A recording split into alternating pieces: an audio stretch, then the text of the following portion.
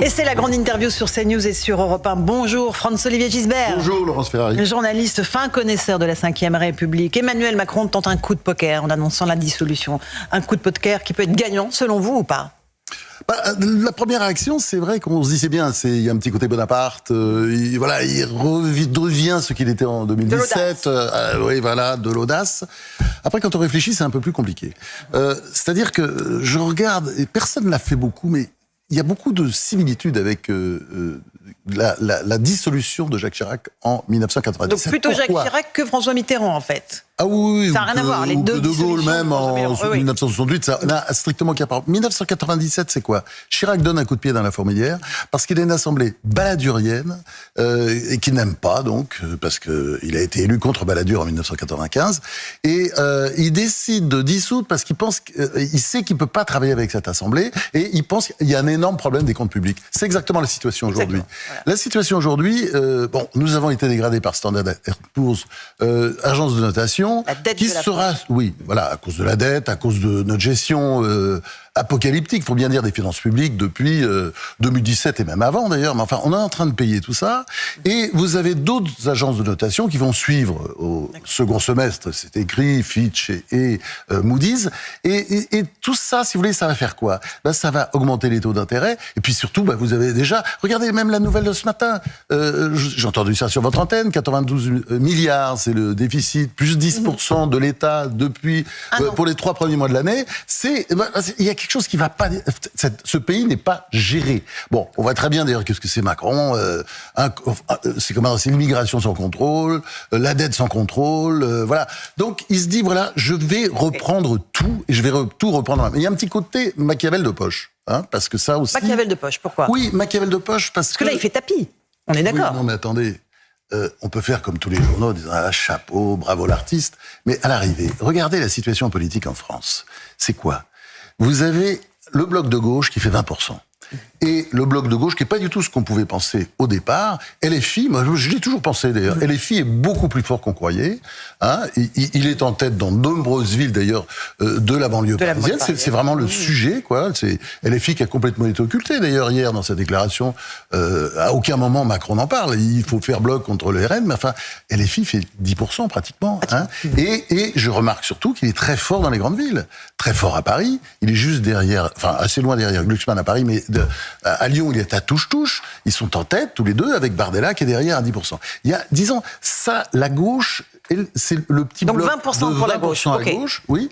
Et puis, vous avez, quand même, le Macron, les macronistes, Renaissance, ça fait rien du tout. Mais c'est complètement dingue. C'est la moitié du RN. C'est même pas 15%. Enfin, c'est juste un résultat affreux. Si vous ajoutez une partie de LR, mais à mon avis pas la totalité, ça va pas loin. Vous voyez? Et puis, un bloc, ce qu'on peut appeler le bloc de la droite dure, Marine Le Pen, plus Reconquête, ça fait quand même déjà un petit paquet, pas loin de 37%. Vous rajoutez derrière toutes les petites listes, vous arrivez à quelque chose de l'ordre de 40%. C'est ça la réalité politique aujourd'hui. Et elle est là. Alors, c'est vrai que les européennes passent, et puis, ce sont souvent des petites modes qui sont créées, puis qui retombent après. Mais là, tout va très vite, parce que tout le monde est pris de court. C'est dans 3 semaines. Les listes, il faut les déposer dans 2 jours. Enfin, il y a un petit côté bâclé, comment dire. Moi, je suis pas très sûr qu'il gagne sur Paris. Alors, Franz-Olivier Gisbert, est-ce qu'il tente aussi de mettre le Rassemblement national au pied du mur? Est-ce que ce parti est prêt à gouverner, là, en juillet, si les Français lui donnaient une majorité? Non, je crois très clairement non. Mais si vous voulez, là, c'est là que je vais toucher le problème un peu compliqué d'Emmanuel Macron. Le sens de l'intérêt général, le sens de l'État, je crois que c'est quelque chose qui lui manque. Regardez ce qui s'est passé en Italie. Mais c'est un exemple fascinant. Mario Draghi, un immense personnage qui était président du Conseil. À un moment donné, il voit bien que tout file. Voilà, qu'il devient la popularité, il commence à gagner, alors que il a fait du bon travail. Et il regarde la petite là-bas, son opposante. Mélanie. Giorgia Meloni, qui est, très percutante, qui lui paraît très intelligente. Il commence à la voir, il tourne autour, et il se dit, voilà, c'est peut-être ça. Et il commence à parler un peu avec elle. Mais c'est ça, la France, il faut essayer de travailler ensemble. Alors, on peut refaire le coup du Front républicain. C'est sûr, c'est ce qu'il essaye de faire. Mais on n'est plus en 2002. Hein, c'était il y a très longtemps, et il n'y a pas un Français qui croit que Jean-Marie Le Pen et Marine Le Pen, c'est pareil. Donc c'est autre chose. C'est une droite populiste, mais et puis certainement sur le plan économique dangereuse. Mais alors c'est vrai que moi, comme beaucoup de gens, quand vous avez le malheur de dire que Marine Le Pen n'est pas compétente, vous vous faites dire par les gens, par les Français tout le temps. Mais parce que Macron est compétent, peut-être vous avez eu le résultat. Donc le RN n'est pas prêt, selon vous, à gouverner le pays.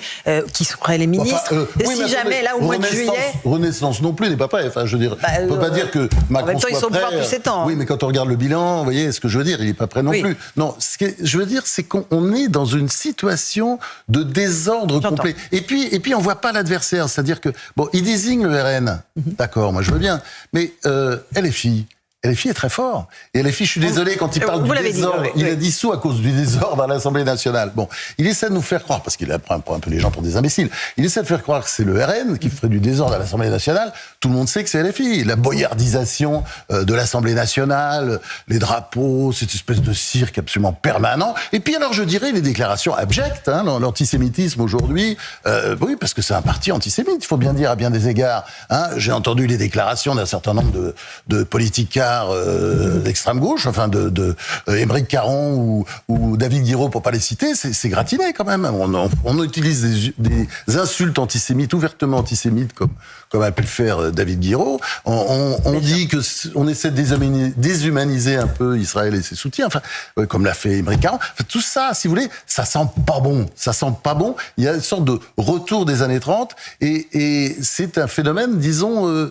Je pense que, si vous voulez, le problème de Macron, c'est qu'il dit pas les choses clairement. C'est-à-dire que aujourd'hui, on est dans une situation, économique extrêmement compliquée. Il faut prendre des mesures dures. Il faut avoir du courage. On a l'impression, voilà, il a botté en touche. Est-ce que vous pensez qu'avec cette stratégie qu'il tente, la dissolution, qui amènera peut-être, si les Français sont cohérents, une majorité de députés à Rassemblement National à l'Assemblée nationale? Oui, mais c'est même pas sûr. Hein, est-ce que, de toute façon, on verra. Mais est-ce que ça veut dire qu'il tente de démonétiser le Rassemblement National en vue de 2027, de dire allez-y? Montrez ce que vous êtes capable de faire. Alors attention, il y a quelque chose quand même, on peut dire, qui est peut-être positif. C'est-à-dire, c'est une façon d'amener le Rassemblement national. D'ailleurs, ça rend les choses assez plus faciles pour le Rassemblement national, parce que les Français, au moment de voter pour le Rassemblement national, beaucoup d'entre eux quand même ont un petit problème. Ils vont se dire, est-ce que c'est vraiment la bonne décision? Mais si Macron est là toujours, puisque là nous serons en cohabitation. En cohabitation. Donc il y a une forme de sécurité, vous voyez ce que je veux dire? C'est pour ça que je pense que contrairement à ce qu'il croit, le Rassemblement national a peut-être plus de chance. Mais là, on va arriver effectivement sa fin de présidence, qui s'annonçait catastrophique de toute façon, à cause notamment des problèmes économiques, de la dette, etc. La fin de présidence de Macron sera peut-être un peu plus facile, comme l'a été la période, vous savez, de Chirac avec la cohabitation entre 1997 et 2002, qui lui a permis d'ailleurs de gagner l'élection présidentielle. Bon, c'est plus confortable, hein, c'est l'autre qui prend les coups. Oui, ou François Mitterrand aussi. Oui, bien sûr. François Mitterrand avec Chirac, notamment entre 86 et 88, il s'est refait la cerise pendant la cohabitation. Un petit mot des Républicains, François-Olivier Gisbert, qui sont là encore une fois pris en tenaille. Emmanuel Macron leur tend la main en disant « Je n'investirai pas de candidat face aux candidats sortants du champ républicain ». Éric Ciotti a tout de suite dit non, pas question, nous on fait pas de coalition. Est-ce que c'est la bonne stratégie pour les Républicains selon vous? De toute façon, c'est très compliqué pour la situation est très compliquée pour les Républicains. Si vous voulez, moi j'ai tendance à penser que quand on fera le bilan dans quelques années d'Emmanuel Macron, il y a quand même la droite est morte, la gauche est morte. Alors je dis pas qu'elles vont pas ressusciter, mais la gauche est morte, hein, je l'ai dit, parce que ça c'est un point important. Quand je dis 20%, c'est deux gauches irréconciliables à touche-touche pratiquement. Hein. C'est quasiment l'égalité entre les filles et la liste Gusman. C'est-à-dire, on pensait que la gauche pourrait recréer une espèce de mouvement social-démocrate, vous voyez, repartir à zéro sur nouvelle base. François Hollande avait prévu une conférence de presse, enfin, qui va tenir certainement. Mais enfin, la situation est très différente de ce que vous pouvez passer. Et de l'autre côté, LR est très clairement en difficulté. C'est-à-dire que, oui, le jeu qui consiste à dire venez avec nous, etc., c'est la fin de LR. Évidemment, Ciotti, qu'est-ce que vous voulez faire?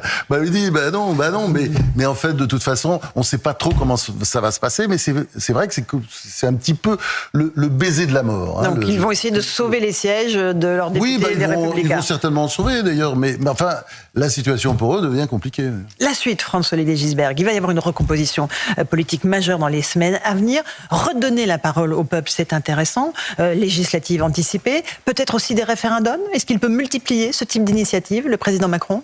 C'est compliqué parce que s'il gagne les élections législatives, enfin, moi je vois pas trop comment il va les gagner, mais enfin, imaginons qu'il gagne, à ce moment-là, effectivement, il peut lancer des référendums, essayer de bouger. Mais et puis surtout essayer de gouverner, parce que quand même, il n'a pas de majorité depuis 2022. Il s'en est pas rendu compte. Il fait comme s'il avait toujours une majorité. Il n'a pas de majorité, donc il est obligé de gouverner avec les 49-3. Je crains que ça ne continue. Si jamais, le RN ne gagnait pas, ça finira quand même comme ça. Ça m'étonnerait qu'il ait une majorité. Hein, c'est clair. Et de l'autre côté, avec le RN, il y aura un problème aussi fondamental dès le départ, parce que le RN veut un référendum sur l'immigration. Lui, il n'en voudra pas. Donc ça va nous tenir certainement pendant quelques mois, cette histoire. Un petit mot de la majorité présidentielle, en tout cas la majorité relative présidentielle. On a un Édouard Philippe qui est là, qui est prêt au droit d'inventaire. Et on a aussi François Bayrou. Tout ça va être très compliqué dans le cadre de ces législatives. Tout ça est compliqué pour les législatives, excusez-moi, la présidentielle aussi. Parce que s'il y a 3-4 candidats à droite et un seul candidat RN, et si d'ailleurs il y a une sorte de réunification, parce que quand même Marion Maréchal a eu un score pas si mauvais que ça, hein, et donc elle parle d'union des droites, etc. Vous voyez, ce que je veux dire, c'est que si la droite va désunie face à un RN, ou à plutôt une droite dure, unie ou réunifiée, ça sera très compliqué, hein. Et d'autre part, vous avez également tout ça. Il y a une espèce de morcellement de la politique qui est en train de se faire. Vous voyez ce que je veux dire ? On a l'impression que ce sont des vitres comme ça cassées par terre aujourd'hui. Enfin, le résultat, quand on regarde le résultat de près, on a l'impression, oui, il y a eu après, mais c'est normal, c'est un score de proportionnel. Il faut pas confondre, hein, parce que la proportionnelle, forcément, ça divise, ça casse, ça subdivise. Enfin, c'est ça, c'est toujours la même histoire. Mais maintenant, il faut reconstruire là-dessus. Et c'est pas fini. Qu'est-ce qu'ont voulu dire, Franz-Olivier Gisberg, les Français au président Macron, là, sur cette élection européenne ? Ils sont en colère. Il suffit de...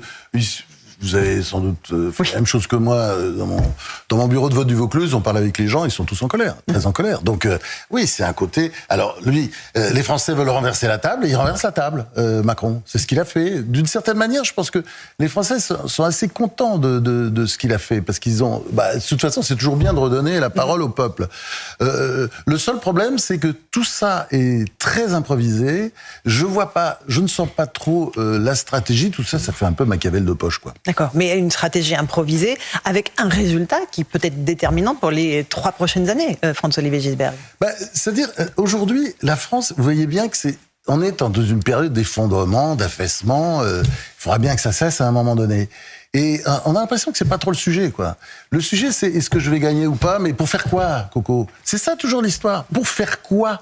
Si vous voulez, c'est ça, parce que je pense pas que le RN dise exactement ce qu'il va faire, parce que s'il faisait, de toute façon, ça marcherait pas. Donc, il fera pas ça, parce qu'ils sont pas... Au plan économique, notamment. Sur le plan économique, okay, oui, ouais. surtout sur le plan économique. Et puis, de l'autre côté, lui, je sais pas trop, on sait pas, parce que ces problèmes de déficit des comptes publics, faudra bien régler ça à un moment donné, parce que, vous savez, on va vers une crise économique. Je veux dire, à force de dépenser toujours plus, aujourd'hui, c'est ce qu'a fait Macron quand même depuis 2017, pour soi-disant relancer la croissance. Vous avez vu, on n'a pas de croissance et on a des déficits. Parce que c'est comme ça. Le résultat de cette politique keynésienne de poche, parce que c'est aussi d'une keynésianisme de poche, l'idée que en investissant, en dépensant toujours plus, on va créer de la croissance. Je sais pas, depuis le temps, on a vu que ça marchait pas. Et qu'est-ce qui marche ? C'est la bonne politique à la De Gaulle, c'est-à-dire 1 + 1 = 2, je gère bien mes comptes publics, et brusquement, je me retrouve avec une croissance comme la France s'est trouvée dans les années 60, vous vous souvenez, 5, 6%. À peine, je m'en souviens. Enfin, 6%, c'est quand même une croissance à la chinoise, quoi. Un dernier mot, Franz-Olivier Gisberg. Qui parle des européennes ce soir ? Qui parle de ce qui va se passer peut-être demain dans les grands équilibres au niveau de l'Union européenne, avec la poussée des nationalismes absolument partout ? Pas grand mot. Oui, mais enfin, c'est la droite maintenant, c'est vrai, elle a pris la main. De toute façon, l'Europe doit se repenser. Je pense que l'idée que ce qui s'est passé ces dernières années, c'était ce qu'il fallait, non. l'Europe, cette espèce de bureaucratie qui s'est développée. Je pense qu'il faut partir à zéro, mais il faut réinventer ça, mettre un peu de gaullisme d'ailleurs dedans, mettre un peu d'Europe des nations, parce que c'est un très beau projet. Moi, je suis européen, je crois à l'Europe. Je crois que la France ne peut pas avoir d'avenir demain sans l'Europe. Avec l'Europe, c'est vrai, il n'y a pas de guerre, mais l'Europe, il faut juste simplement la repenser un peu. Je pense la refonder peut-être. La refonder, absolument. Enfin, refonder, est-ce que c'est le mot? Mais de toute façon, il faut continuer, mais différemment. Merci Franz-Olivier Gisberg. C'était votre grande interview sur CNews et sur Europe.